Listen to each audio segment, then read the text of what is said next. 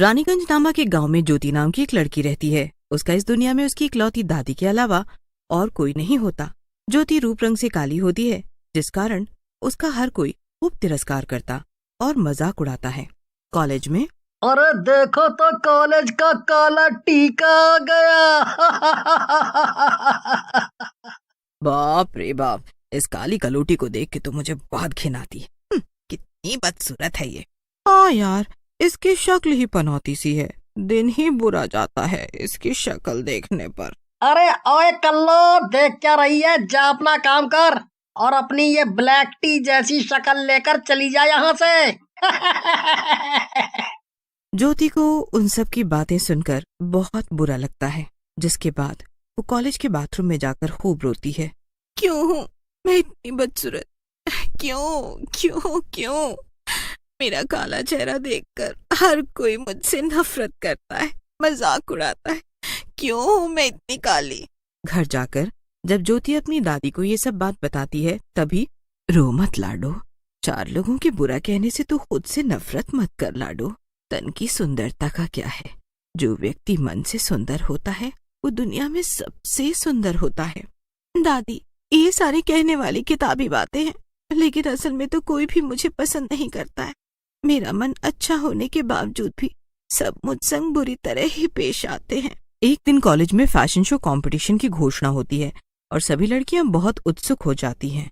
और तभी ज्योति भी उस कंपटीशन में हिस्सा लेने की इच्छा जाहिर करती है। तभी लड़कियां उस पर हंसने लगती हैं। तुम सब मुझ पर हंस क्यों रही हो? मैं भी तो फैशन शो कंपटीशन में भाग लेना चाहती हूँ, उसमें क्या खराबी है? अरे ओ कल्लो रानी, तेरा दिमाग ठिकाने पर है ना? शक्ल देखी है अपनी आईने में कभी? तेरा रंग कोयले से भी काला है और तू इस कंपटीशन में भाग लेगी। तू चाहे तो दुनिया भर का मेकअप थोप ले, उसके बाद भी अपने इस काले रंग को नहीं छिपा पाएगी। तुझे तो अंधेरे में देखना मुश्किल ही है, सिर्फ उल्लू ही देख पाएगा तुझे। ज्योति उन लड़कियों की बातें सुनकर बहुत दुखी हो जाती है और वो घर जाते समय गांव की मगरताल के पास जाती है। वो एक ऐसा तालाब होता है जिसमें ढेरों मगरमच्छ होते हैं। सब मेरा मजाक उड़ाते हैं, मुझे नहीं जीना है। मैं मरने के बाद सबसे बदला लूंगी अपने अपमान का। ज्योति उस तालाब में छलांग मारकर अपनी जान खुद खतरे में डालती है। उसे तालाब के मगरमच्छ जिंदा खा जाते हैं और उसके बाद वो एक काली चुड़ैल बन जाती है। और अब वो ठान लेती है, अब चाहे जो हो जाए, मैं अपनी बेइज्जती का इंतकाम लेकर ही रहूंगी।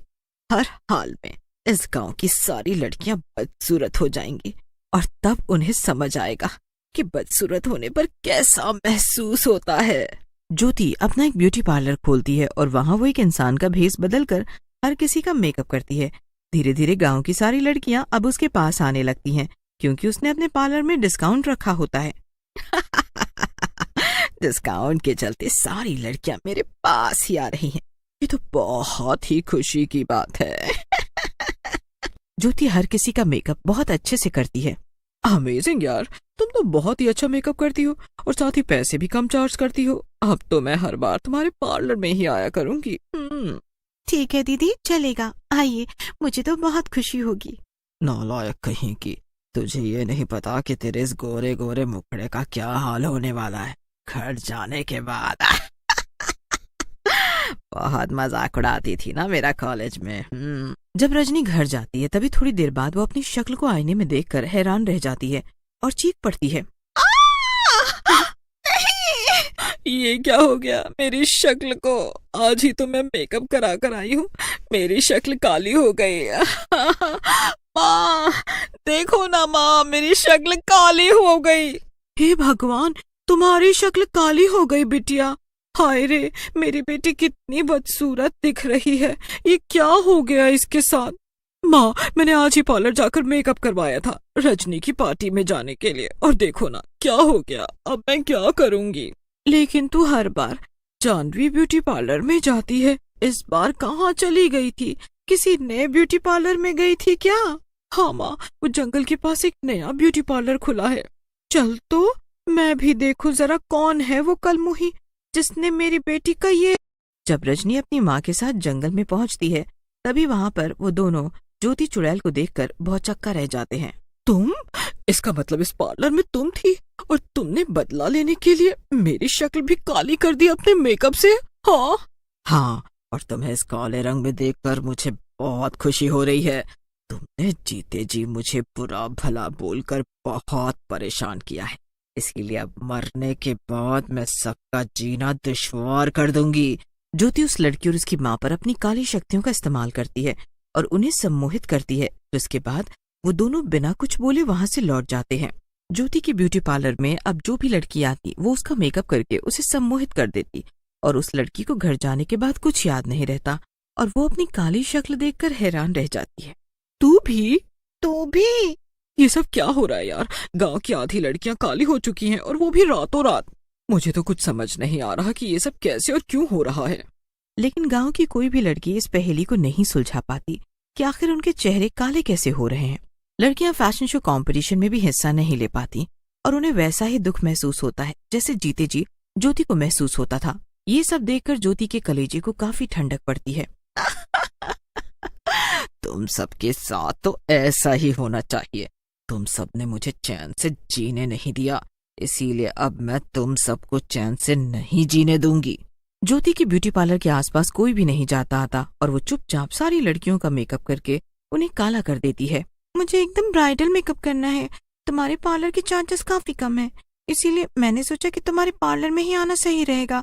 पैसों की बचत भी हो जाएगी और मेरी इस मलाई जैसे गोरे चेहरे पर अच्छा सा मेकअप भी हो जाएगा। अरे वाह, अच्छा किया जो आप मेरे पार्लर में ही आई। ये चंद पैसों की बचत तुझे कितनी महंगी पड़ने वाली है, ये तो तू सोच भी नहीं सकती। अब मैं तेरी इस मलाई जैसे गोरे चेहरे को कोयले से भी ज्यादा काले कर दूंगी। अच्छा एक बात बताओ। हाँ बोलिए ना दीदी, तुम्हारे पार्लर में एक भी आईना क्यों नहीं है और तुम सिर्फ अपने कस्टमर्स को ही क्यों आईना दिखाती हो? खुद भी तो आओ आईने में। नहीं, दरअसल हमारे यहाँ रिवाज है कि एक औरत अपनी शक्ल आईने में नहीं देख सकती। ऐसा करना अपशगुन होता है, इसलिए मैं आईने में नहीं देखती। अजीबोगरीब रिवाज है। खैर मुझे क्या। उस दिन जंगल में लकड़ियां बीनने आई जानकी नाम की एक लड़की उस पार्लर की खिड़की में से देखती है और वो ये देखकर हैरान हो जाती है कि कैसे ज्योति अपनी काली शक्तियों से मेकअप में जादू करती है और कस्टमर्स का मेकअप करती है और जाते समय उन्हें सम्मोहित करके फिर से अकेले में अपने चुड़ैल रूप में लौट आती है। इसका मतलब ये ज्योति एक चुड़ैल है और ये अपने इस ब्यूटी पार्लर से गांव की लड़कियों को काली कर रही है और तो और जाते समय उन्हें सम्मोहित भी कर रही है, जिसके चलते वो इसके बारे में सब भूल जाएं। नहीं, मुझे इस काली चुड़ैल को खत्म करना होगा, वरना यूं ही सारे गांव की लड़कियां बदसूरत होती जाएंगी। बीनने आई लड़की अपने घर जाकर चेहरे पर गंगा जल लगा लेती है और चुड़ैल के ब्यूटी पार्लर में जाती है। जब ज्योति उसका मेकअप करने के लिए उसके चेहरे को छूती है तभी उसे झटका लगता है और उसका हाथ जलने लगता है। कौन हो तुम? क्यों डर गई? तुम्हें क्या लगा काली चुड़ैल, तेरा सच कभी किसी को पता नहीं चलेगा। क्या ये सब तुम क्या कह रही हो और तुम्हें कैसे पता चला सारा सच? अरे तेरा बदला सिर्फ 3-4 लड़कियों से था, लेकिन तूने उसकी सजा पूरे गांव की लड़कियों को क्यों दी? तेरे साथ जीते जी जो कुछ भी हुआ वो बहुत गलत हुआ, लेकिन मरने के बाद तू तो उससे भी ज्यादा गलत कर रही है और मैं तुझे वो गलत करने नहीं दूंगी। जानकी अपने झोले में से गंगा जल निकालती है और ज्योति पर छिड़क देती है, जिसके बाद ज्योति जलने लगती है। इस तरह ज्योति चुड़ैल जलकर राख हो जाती है। इस भयंकर हादसे से गांव की सारी लड़कियों को अपनी गलती का एहसास हो जाता है। जानकी उन सभी से कहती है, ज्योति ने जीते जी कभी किसी का बुरा नहीं चाहा, लेकिन मरने के बाद उसने जो कुछ भी किया वो सरासर गलत था। लेकिन मैं तुम सबसे ये कहना चाहती हूँ कि तुम्हारे गोरे और काले रंग में फर्क नहीं करना चाहिए। हाँ जानकी, तुम सही कह रही हो। हम आइंदा से इस गांव में किसी के रंग को लेकर उसका तिरस्कार नहीं करेंगे। दोनों रंग अपने आप में ही सुंदर हैं। व्यक्ति की सुंदरता उसके मन से परखी जाती है, ना कि उसके तन से। ये बात सभी को समझनी होगी। लड़कियों को अपनी गलती का एहसास हो जाता है और उस गांव में सभी आपस में एक दूसरे की इज्जत करके प्यार से रहने